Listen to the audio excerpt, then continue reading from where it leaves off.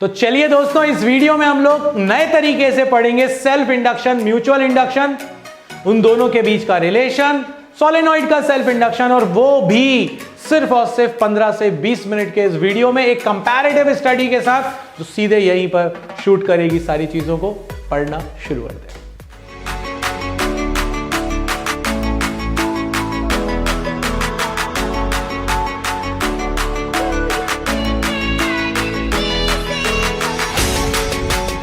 Question उठता है self induction क्या है, म्यूचुअल इंडक्शन क्या है। मैं हमेशा से एक एग्जांपल देता आया हूं और आज भी वो एग्जांपल जरूर दूंगा।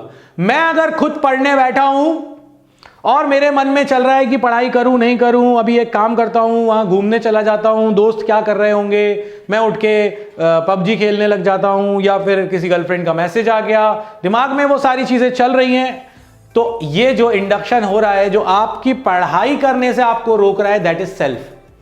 बात करते हैं यहां पे। ये कहता है अपन से कि आप पढ़ाई कर रहे थे बहुत सिंसियरली, मगर आपका दोस्त जो है, मान लेते हैं आपको पिज्जा बहुत पसंद है, आपका दोस्त आ गया है डोमिनोज से डबल चीज और पता नहीं कौन कौन से टाइप के उसके अंदर इंग्रेडिएंट्स हैं, और वो लेकर आपके पास बैठ गया और आपसे कह रहा आ जाओ यार खाते हैं, और आप कह रहे हो नहीं पढ़ाई करनी है, पढ़ाई करनी है, पढ़ाई करनी है, मन लगा हुआ है वहां पर। तो अगर उसके कारण आपके अंदर ये जो पढ़ाई के अपोज करने की टेंडेंसी डेवलप हो रही है, दैट इज एक्चुअली म्यूचुअल। मतलब कि जब किसी कॉइल में करंट चेंज हो, ऑब्वियसली जब आप इस स्विच को क्लोज करेंगे तो यहां पर करंट की वैल्यू इंक्रीज होगी, पहले जीरो थी तो कुछ तो आएगी, तो इंक्रीज होगी, तो उसका मैग्नेटिक फ्लक्स भी बदला। मैग्नेटिक फ्लक्स बदला तो इस मैग्नेटिक फ्लक्स के बदलने के कारण इसके अंदर एक इंड्यूस ईएमएफ आएगा जो कि इसके करंट के इंक्रीज होने का अपोज करेगा, and that is known as self induction.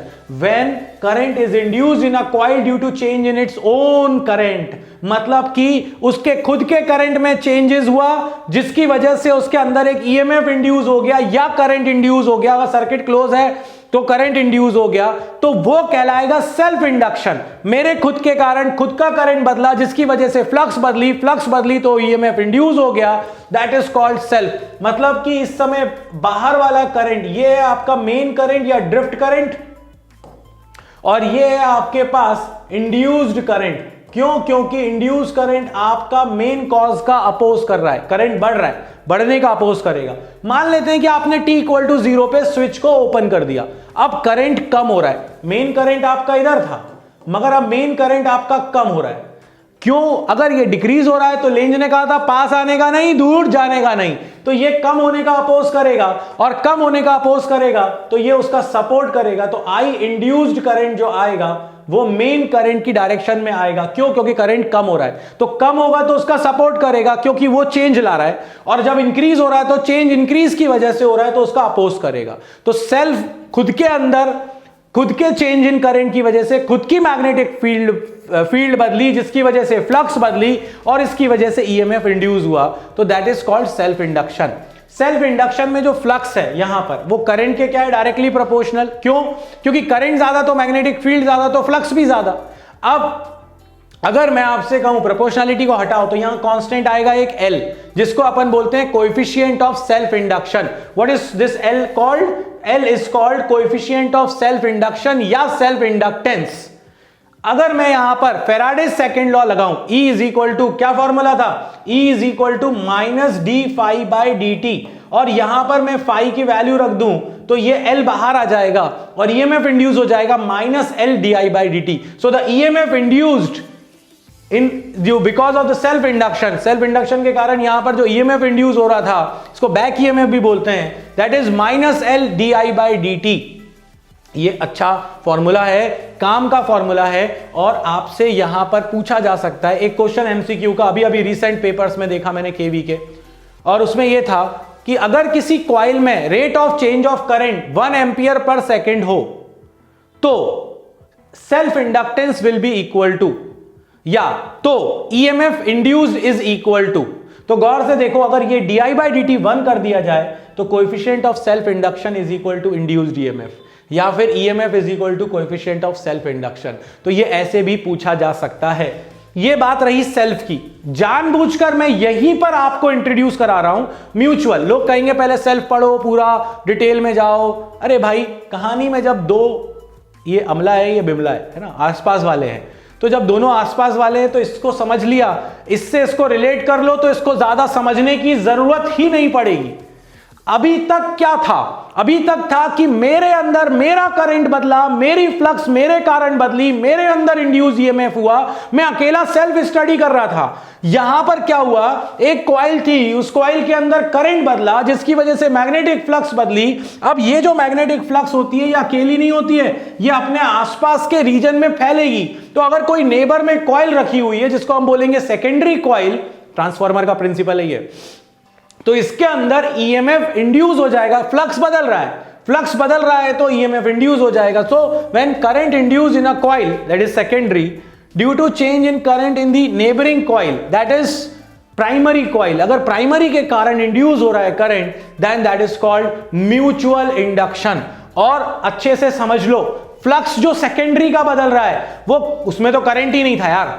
यहां पर जो बदल रहा था करंट, वो खुद के फ्लक्स जो था वो खुद के करंट के कारण था। यहां पर जो फ्लक्स बदल रहा है सेकेंडरी का, that is due to the current in primary. तो अगर प्रोपोर्शनैलिटी हटाएंगे तो एक कांस्टेंट आएगा जिसको अपन बोलेंगे कोएफिशिएंट ऑफ म्यूचुअल इंडक्शन। और अगर ईएमएफ इंड्यूस निकालोगे तो भाई d phi by d t में रख दो फाई की value minus M d i one by d T.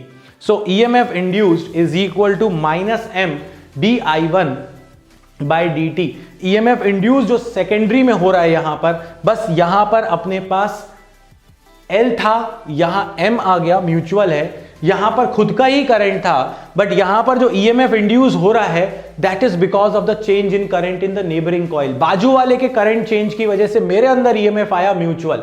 मेरे खुद के कारण चेंज इन करंट के कारण, मेरी फ्लक्स के चेंज के कारण मेरे अंदर ईएमएफ आया, दैट इज सेल्फ। तो ये म्यूचुअल और सेल्फ की कहानी थी। कोएफिशिएंट ऑफ सेल्फ और म्यूचुअल इंडक्शन पर बातें करेंगे, बट पहले इसका ले लो तुम स्क्रीन शॉट।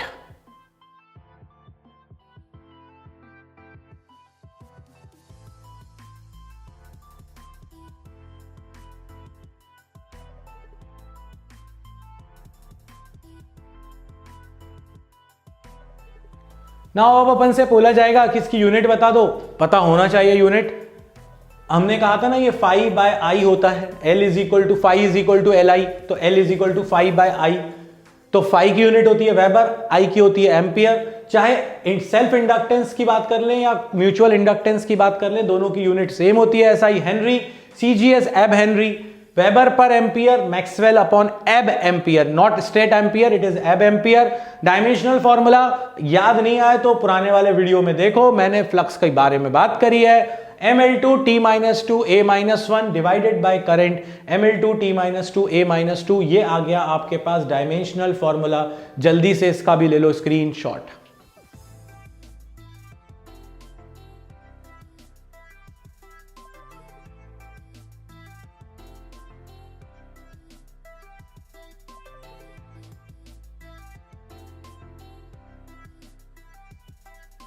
अब मैं जो तुमको पढ़ाने जा रहा हूं वो तुम्हें पढ़ने की जरूरत ही नहीं है। अब तुम कहोगे कि बाबा जी पढ़ा क्यों रहे हो यार, फिर पढ़ने की इसलिए जरूरत नहीं क्योंकि तुम पढ़ चुके हो, बस अब तुम्हें यूनिटें बदलनी है यार।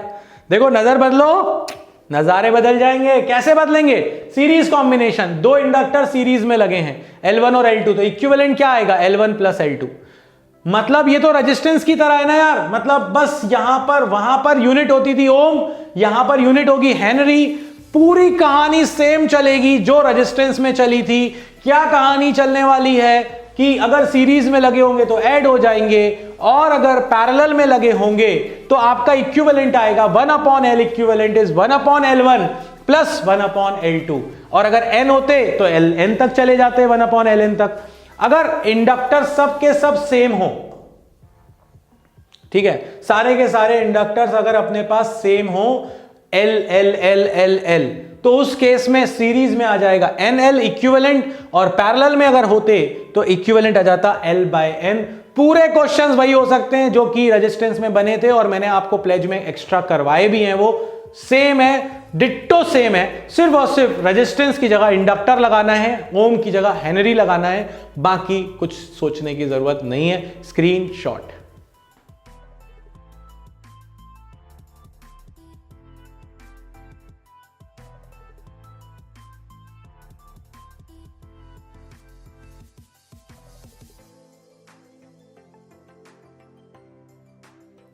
अगर कोई आपसे कहे कि किसी इंडक्टर के अंदर कितनी एनर्जी स्टोर्ड होगी, again we are not going for derivation, that is half LI square. अगर इसको याद करना हो तो ऐसे याद रख सकते हो, कैपेसिटर के अंदर कितनी एनर्जी स्टोर्ड होती है, हाफ CV स्क्वायर। तो यहां पर कैपेसिटर नहीं है, इंडक्टर है, तो C की जगह आ गया L और V की जगह पर आ गया I। सो अगर आप देखो तो उस फॉर्मूले से इसको याद रखा जा सकता है, energy stored in a inductor is half LI square. I hope आप लिख लोगे इस चीज को। और ये किस फॉर्म में एनर्जी को स्टोर करता है, मैग्नेटिक। कैपेसिटर किस फॉर्म में करता है, इलेक्ट्रिकल। और रेजिस्टेंस एनर्जी को डिसिपेट करता है, किसके फॉर्म में, हीट के फॉर्म में। ये ध्यान रखने वाली बात थी। चलिए आगे बढ़ते हैं। Self inductance of a solenoid. यार ये जो दो तीन चीजें हैं, ये मुझे ऐसा लग रहा है पता नहीं क्यों इंट्यूशन हो रहा है कि आ रहा है आपके एग्जाम में, ठीक है। सो ये अपन से क्या कहता है, सोलेनॉइड के केस में, सोलेनॉइड मतलब कि आपने एक सॉफ्ट आयरन का कोर लिया, उसके ऊपर ऐसे ऐसे ऐसे ऐसे ऐसे वायर को वाउंड कर दिया, दैट इज सोलेनॉइड। और अगर कुछ नहीं है तो एयर कोर्ड है, मतलब हवा है अंदर, कुछ भी नहीं है तो। और अगर आपने सॉफ्ट आयरन ले लिया तो कोर आपकी सॉफ्ट आयरन की हो गई। तो आपके पास सेल्फ इंडक्टेंस का फॉर्मूला आता है mu naught mu r n square A upon x.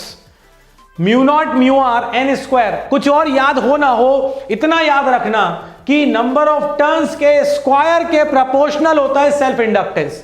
Self inductance is directly proportional to square of number of turns. मतलब आपने अगर नंबर ऑफ टर्न्स को डबल कर दिया तो self inductance of the coil will be 4 times. बहुत काम का है। एरिया के डायरेक्टली, एरिया कौन सा होगा, ये क्रॉस सेक्शनल एरिया। ये एक्स क्या है, लेंथ। यहां पर एक बहुत इंपॉर्टेंट पॉइंट है और आया भी है आपके एग्जाम्स में कि अगर आप टोटल नंबर ऑफ टर्न्स की बात कर रहे हो तो self inductance of a solenoid is inversely proportional to length. मगर अगर आप बात कर रहे हो number of turns per unit length, number of turns per unit length का मतलब है total number of turns upon total length. तो यूनिट लेंथ के टर्न्स मिल जाएंगे आपको, विच इज स्मॉल एन।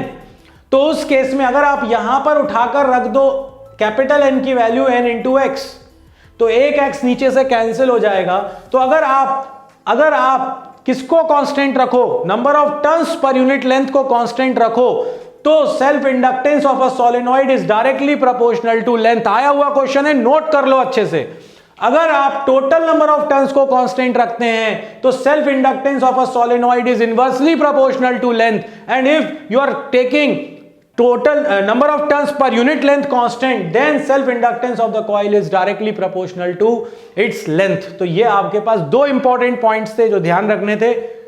अब अगर मैं आपसे कहूं कि आपके पास दो सोलेनॉइड्स हैं, कोएक्सियल है, एक के ऊपर एक बंधे हुए हैं, इलेक्ट्रिकली कनेक्टेड नहीं है, जैसे कि ये हाथ और ये हाथ दोनों टच में हैं मगर टच में नहीं है, दोनों की स्किन टच नहीं हो रही, पकड़े हुए हैं एक दूसरे को। वैसे ही एक कॉइल के ऊपर दूसरी कॉइल है, आपस में इलेक्ट्रिकल कांटेक्ट में नहीं है, सिर्फ मैग्नेटिकली कपल्ड है। तो उस केस में आपसे कहा जाएगा म्यूचुअल निकाल कर लाओ। कुछ नहीं सोचना भाई, एन स्क्वायर को किससे रिप्लेस कर देना, n1 n2 से। n1 क्या है, पहले वाले के नंबर ऑफ टर्न्स, n2 क्या है, दूसरे वाले के। तो mu naught mu r n1 n2 a upon x. सिर्फ और सिर्फ मैंने बदल दिया है एन स्क्वायर को n1 n2 से, चाहे वो टोटल नंबर ऑफ टर्न्स हो चाहे वो number of turns per unit length हो। तो जल्दी से इसका ले लो स्क्रीनशॉट। नंबर ऑफ टर्न्स के डायरेक्टली प्रोपोर्शनल होता है। अगर total number of turns constant है तो self inductance of a solenoid is inversely proportional to length. अगर number of turns per unit length constant है तो self inductance of a solenoid is directly proportional to its length. और यहां आ जाओ तो N square को रिप्लेस कर दो n1 n2 से, फॉर्मूला तैयार हो जाएगा, एमसीक्यू का काम हो जाएगा। जल्दी से ले डालो स्क्रीनशॉट।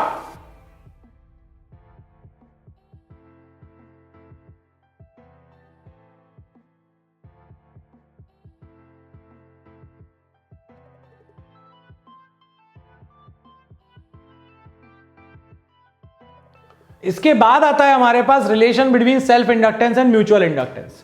ये क्या होता है, मैथ्स वालों को पता है, ये ज्योमेट्रिकल मीन होता है। बायो वालों सोचने की कोई जरूरत नहीं है, टेंशन लेने की भी कोई जरूरत नहीं है। वैसे तो ऊपर वाले फॉर्मूले से ही मैं ड्राइव कर सकता था, बट डेरिवेशन करने का नहीं है। M is equal to mutual inductance between two coils is equal to under root L1 L2 is equal to under root of product of the self inductance L1 L2। के क्या कहलाता है, ये कहलाता है कोएफिशिएंट ऑफ कपलिंग। मतलब कि अगर पूरी की पूरी फ्लक्स प्राइमरी की सेकेंडरी में लिंक आ रही है, मतलब लिंक हो रही है, तो उसको बोलते हैं 1, यानी कि ये हट गया। Coefficient of coupling is 1। अगर ये कुछ भी प्राइमरी का सेकेंडरी में लिंक नहीं हो रहा है, इन दैट केस अपन इसको ले लेते हैं जीरो, क्योंकि म्यूचुअल फिर जीरो हो गया, कुछ लिंक ही नहीं है तो कहां से म्यूचुअल आएगा। तो इसीलिए कोएफिशिएंट ऑफ कपलिंग हो जाता है जीरो। ये है relation between self inductance and mutual inductance between two coils. m is equal to under the root of L1 L2 into coefficient of coupling. I think ये last EMI का screenshot है, ले डालो, काम हो जाएगा खत्म।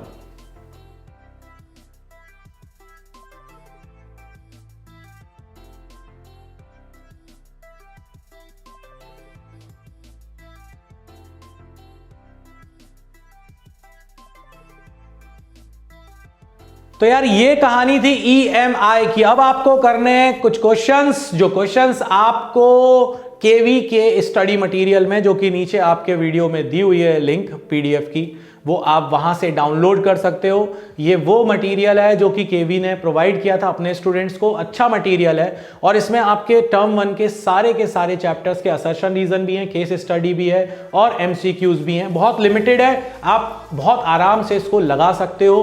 होपफुली आप इन सब चीज़ों को लगा रहे होगे। अब हमारे पास बचता है AC, उसको भी अब हम फिनिश करते हैं बहुत ही शॉर्ट में, बहुत ही कम टाइम में, पूरे कॉन्सेप्ट्स को लेकर। मिलते हैं नेक्स्ट वीडियो में AC के साथ, तब तक के लिए बाबा जी की तरफ से जय हो।